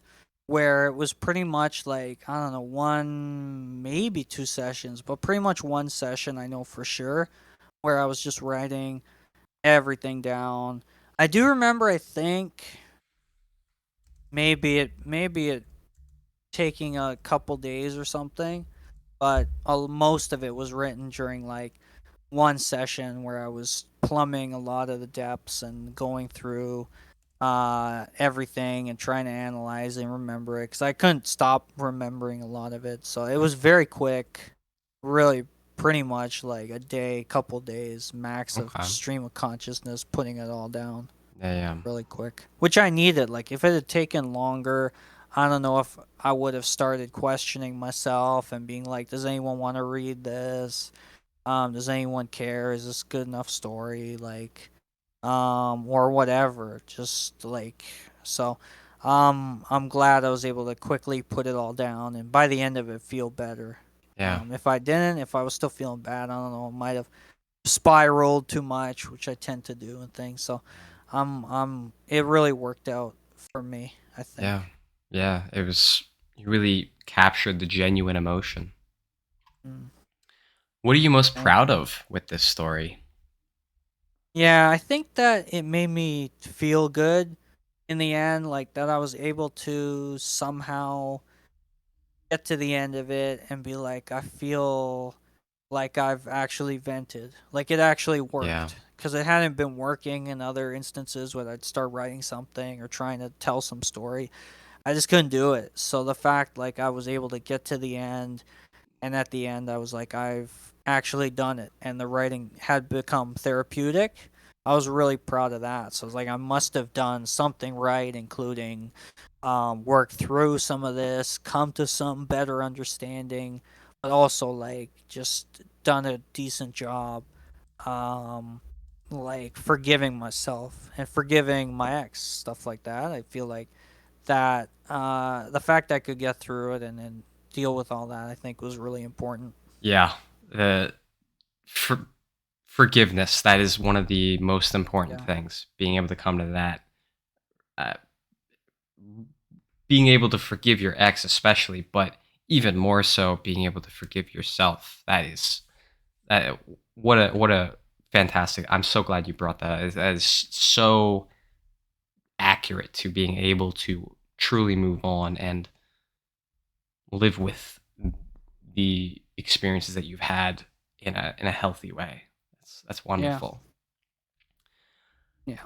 Are there so we did I guess we kind of did cover this to some degree, but I'm curious if there are Mhm. any other areas where you feel like you could have improved or done better.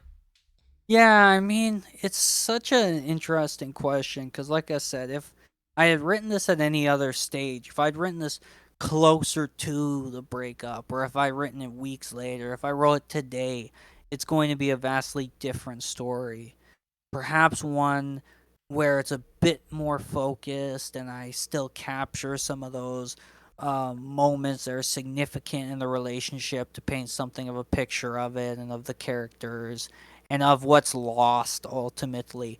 Um, but without as much of digressions or tangents that maybe break some of the flow. Mhm. So I feel like something like that, making it a bit tighter, obviously a big focus for me now, and that's not just a wedgie pun, although it's a pretty good one. But Yeah. making the story tighter, I think, would be a good goal to have in mind. And uh, I suppose that's an interesting question, and I'd be curious to know your thoughts on like if the writing is therapy, if you're using it for therapy in a moment, how important is it that you try to turn it into a product that's like more enjoyable for readers? Do you know what I mean? It's like, Yeah. do you, if for like example in this story, I write it all and I just want to publish it, which is technically and typically how I want most of my stories to go. As soon as it's done, I just want to post it so people can read it. But when it's something like this, do you have like a responsibility as a writer to be like, let me clean it up and make it a better story? Does that make sense? Yeah, absolutely. I think really beyond just basic editing, making sure your grammar is good and you're using punctuation properly. I'm not really sure there needs to be any kind of responsibility to make it more appealing or entertaining or enjoyable for other people. Because when you end up writing from such a personal place, it's so specific, and people tend to relate more to specific stories, and that's kind of a big rule of comedy. Is the more specific it is, the more relatable, and the more broad, the less appeal it has. Yeah. It's especially with, like, I've been posting all my old poetry. It's just stream of consciousness, for just write it down in a couple of minutes, Yeah. and I don't go back and really change it. I don't look over it and try to increase the appeal of it. That's what I experienced, what I was thinking of, and people enjoy it. I think all the more so for that. Not just my poetry, but just in general. I think people just enjoy that kind of thing all the more. Yeah. They can relate to it more. I, Yeah. Love that. really, That's the such a great insight. I mean, the biggest reason why I wanted to discuss this story is because I had a very similarly painful breakup when I was young, and I felt so many of the emotions Angel experiences in the course of the story. I still do, and I'm still dealing with all of that from the past. Yeah. You really did capture something special and relatable here, which isn't all too common in the fetish. There's really Yeah. not many people who are diving so deeply and so personally into pain, and Yeah. I absolutely love it for that. Yeah. I love you for saying that, my friend. I think that's great. And it's funny to think that, like, after this story, I wrote one of my most popular stories, which is called Special Wedgie for Your Birthday, which everyone loved.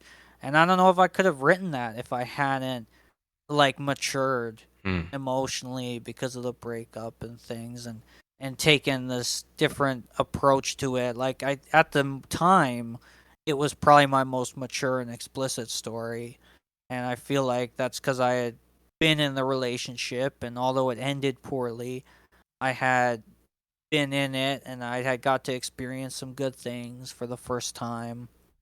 um so the fact, like, that gets to come out of it, and technically everything that comes after that, you could say, and the things I was writing after that, um, and just everything I am, right, comes Mm-hmm. after that, and is inspired partly from those bad memories we have, but also the good stuff, and a constant urge to be better, I think, than we were, and Yeah. maybe not be hurt again, as impossible as that is, and stuff like that.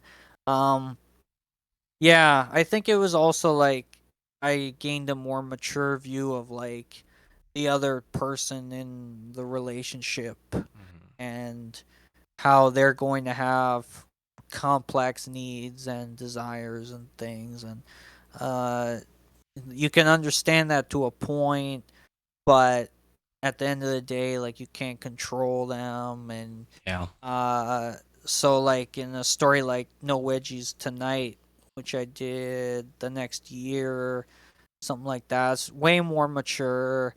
It's way more trying to capture, like, both sides of this relationship, and one that, like, isn't perfect. You have someone who loves and is obsessed with wedgies, and then someone who isn't into them.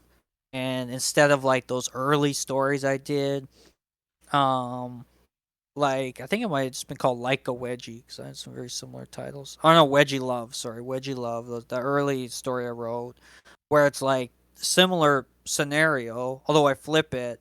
I have it as a guy who's into them and a girl who discovers his Mm-hmm. fetish, and Yep. they exchange, like, a wedgie. He gives her them, and it's like it's love, and there's wedgies and everything's good. Yeah. Here, it's in No Wedgies Tonight. It's like it's not that easy. Like, there's a life for these people beyond wedgies, especially for the guy in the relationship who's not into Yes. them. and he's not very interested in them. He doesn't understand the female character Gemma's like obsession with them, as he sort of sees it, and he's tired of her just being into them. So Mm. it feels like a lot of maturity that stems ultimately from sort of the post breakup Hans phase, and this greater maturity that I'm still carrying with me, but is starting to manifest itself in different forms. Going back to Hmm. some of the first things we were saying, Yeah, yeah. um, in some ways. Okay. Yeah, I like that.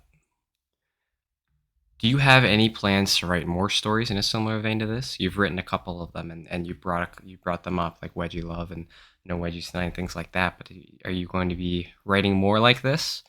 I think Asking so. asking for a friend?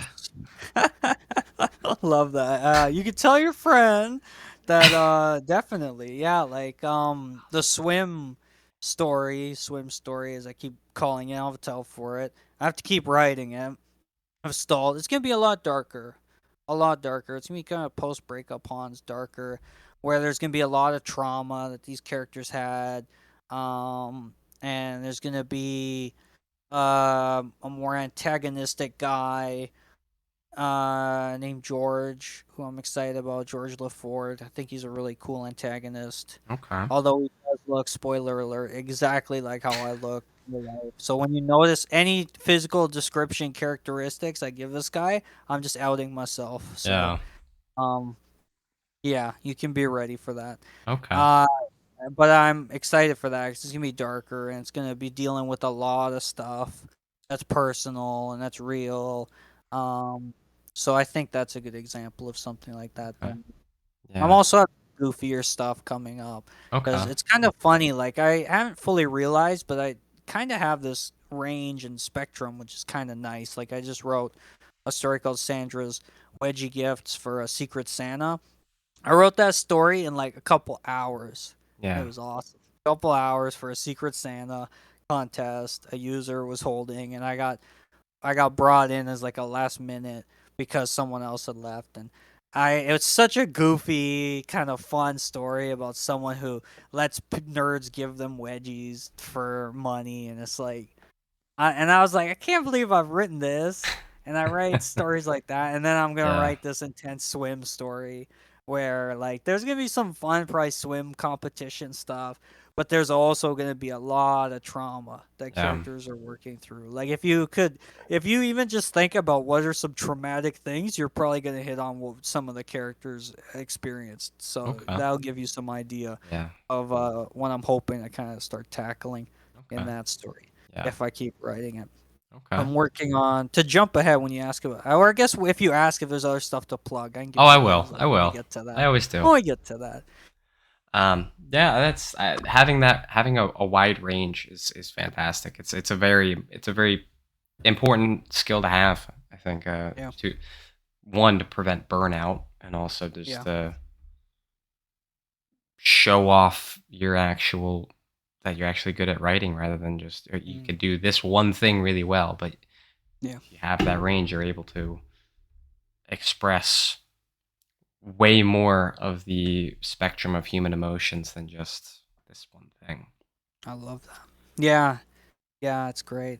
I love it. I feel like you want to keep moving along, but I just love the idea that it's like a moving target, Uh huh. writing in general. And this is something I had understood in journalism especially, but when an editor pointed that out to me, I felt seen, and I was glad they could acknowledge it, because that's what it is. Like, you can write the best story ever, but you can't just then turn around and rewrite the story and say, look, I mean, and people have done that, funnily enough. Like, people make whole careers out of like one character, and they don't add something to it, or they don't Yeah. make it fresh. And like, you have to take those swings. I mean, both, yeah, to keep yourself fresh and creative, not to bore the audience, but also like, I don't think writing should ever be one thing, or that can be. Like, I don't Absolutely. understand the writers who are like, I only write in this style or about this genre.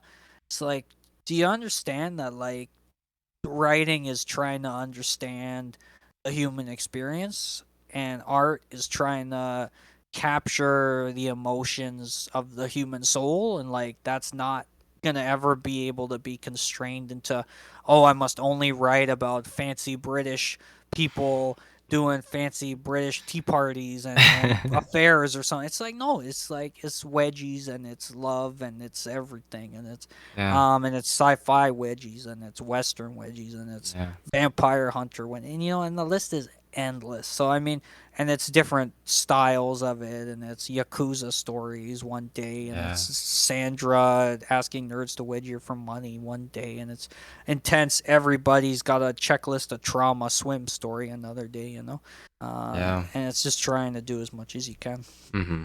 Yeah. Hey, hey. It's I. You I'm get it. always. You get I'm. it. I'm always. I'm always interested to hear your insights on things. So, I don't. I'm never pushing to move on to something else. So, and the swim Well, story does.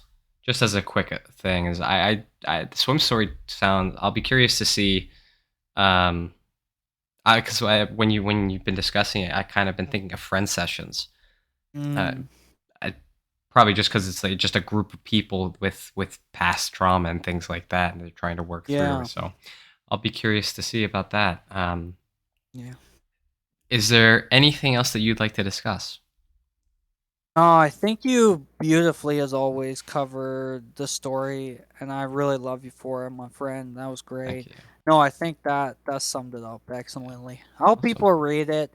I hope they read the sequel, and I guess what we could call the Jaina verse, where she appears, called "Starting Again with Wedgies." Yeah. That was supposed to come out way earlier. That was supposed to probably be out in 2019 as part of a trade for Shell Melder, but it became me venting about the breakup in Mhm. some ways when it was still way fresher. Um, and then eventually I was able to get it done, and it came out in like 2021. I'm still Yeah. sad it took me that long, but Shao really liked it, so that was good. And it's got more faves and views, but only one comment, which is kind of interesting, compared to just like a wedgie. So read Yeah. that, and yeah, and thank you very much for chatting with me about the story. So much fun. Absolutely. Absolutely. I always wanna talk with you about it, whatever. So, do you have anything you'd like to promote? It sounds like you do. Besides the swim story. I'm working on a fun project that I'm far enough along on that I think I can talk a bit about it without disappointing everybody by not delivering on it, which has happened before, like the interactive zombie story I was writing at one point and haven't continued in years. Um, so basically, what I'm doing is I'm writing three short, some very short stories, all very different genres. One of them, I'll give some details. Try not to give away everything, just in case. But one of them is kind of martial arts focused. One of them is zombie apocalypse survival, and one of them is like detective noir stories. So these are Okay. gonna be short stories. I'm gonna write these three. I have the martial arts one done pretty much. I have the noir one almost done, and the zombie one is starting to become less short, which is kind of a problem because I want them to be short. And here's what I'm gonna do: I'm gonna post them one after another, like one a day for like 3 days, and then I'm gonna let everybody vote on which one they like the best and the one Okay. they want to see me continue. And I'm gonna Oh. turn that one into a longer series, probably of stories. So, Okay. for example, in the martial arts one, you'd see the character do more martial arts wedgie fighting in Yeah. other stories and other adventures. If you know Fist of the North Star, you're gonna laugh at how similar the story is to that one. They don't explode in it, but there's some fighting that's inspired in the. If you read the first one, you'll be like, he literally rewrote Fist of the North Star but with wedgies, and you wouldn't be 100% off. So, for example, you'd see that character. If everybody voted to see that one continued, that character would go off and do some fun martial arts adventures. And I have some longer plans in mind for all of them, which will pretty much be obvious, kind of, in at least the Apocalypse one and the martial arts one, where it's like, okay, there's. If you want them to continue, you can sort of see where I kind of have planned them to go. The detective one is a bit of an exception because I imagine they're kind of just solving different cases. In the first one, they're solving a case without leaving their office, which is kind of fun too. Hmm. So it'd be kind of it'll be a fun little experiment. It gets me writing, and again, as we were talking about, totally different genres, hoping to sort of capture the spirit of them, um, and really learning like how to write like a good martial arts type fight with Yeah. my own wedgie style of fighting that I had to come up with, and mechanics I haven't fully figured out, and things like that. Or the Apocalypse one, which is very uh Dying Light, very Dying Light, if you know that game. I was Yeah, going I've for heard a of lot of it. that vibe. Okay. Yeah. So, and the detective one, I just love detective stories. So Yeah. keep an eye out for those. I gotta keep Okay. writing the second one. Pretty much done the other two. So hopefully before too long, I have these out. People can vote which one they want to see Yeah. turned into more stories. Well, hopefully they it's a three-way tie. I'm screwed. I'm so screwed. I'm supposed to Yeah. continue all three of You'll them. have Oh, plenty of content to write for a it's long true. time. You won't Yeah. have to worry about Yeah. coming up with new I ideas or had whatnot. not thought about the three-way tie situation. I'm gonna need somebody to break those ties if that happens. I'll just leave the vote open until one story's winning, and a bit. Okay, it was that one. It was that one. You can't Yeah. take it back. And then no, I'm good. Yeah. Awesome. I love to hear that. Yeah, Well, there ends another insightful discussion with Hans Gutherson. Thank you so much for coming on. love to be on. Thank you so much. It's Of always, course. always the rarest of pleasures. So thank you. It's not really so rare. We do it every week. Yeah, but I mean, in life, there are a few Yeah, that's pleasures true. that That is equal true. this one. Certainly. Okay. Oh, I appreciate that greatly. Thank you. I feel exactly the same way. If there are any topics, stories, ideas, etc. that you'd like to hear me discuss, or if you'd like to come on for an episode, leave a comment or send me a message on DeviantArt or Lucky Fetish as New Fatora. And seriously, that's an actual invitation to people. If you do it, if you want to actually hear something or you want to come on, just feel free. Don't just do it. Thank you for listening, and I'll see you on the next episode of the Best Book Club.